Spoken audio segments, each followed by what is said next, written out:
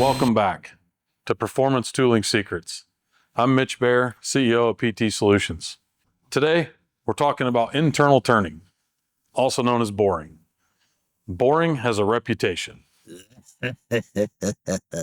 Chatter, bad finishes, and mystery size issues.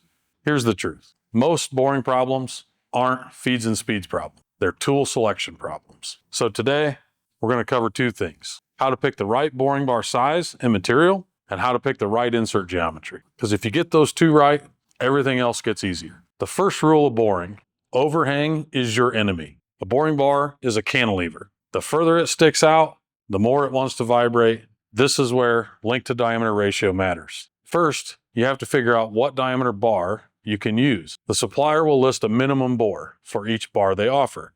They are not joking when they say minimum. You want the bar to be as big as possible, but remember, chips have to come out. If it's too tight, you'll end up with bad finish and broken tools. Once you determine the right bar size, then you need to choose the right bar material. Steel boring bars are happy out to about 4 times diameter. After that, you're rolling the dice. Heavy metal bars are good out to about 6 times D. Carbide bars can usually go out to about 8 times D before things get ugly. Once you're past that, you're in anti-vibe territory. These things will run up to 14 times D. That's just ridiculous. If you're fighting chatter and your bar is too long, changing inserts won't save you. Use steel bars when you have a short overhang, you're roughing, and when you need low cost. Steel bars are tough, they absorb shock, but they are not stiff. Once you exceed that 4 times D, they start singing. Heavy metal is a great option when you're beyond the limits of steel, but not quite in the realm of carbide.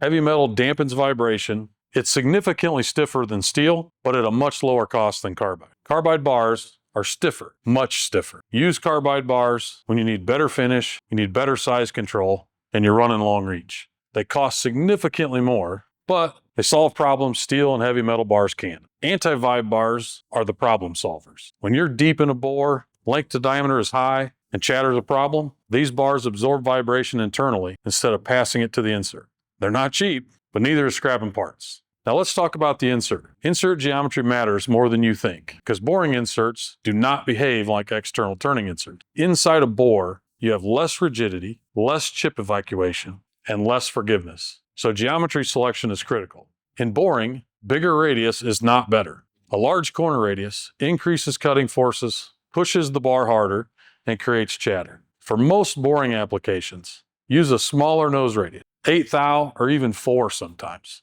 Almost never more than 16.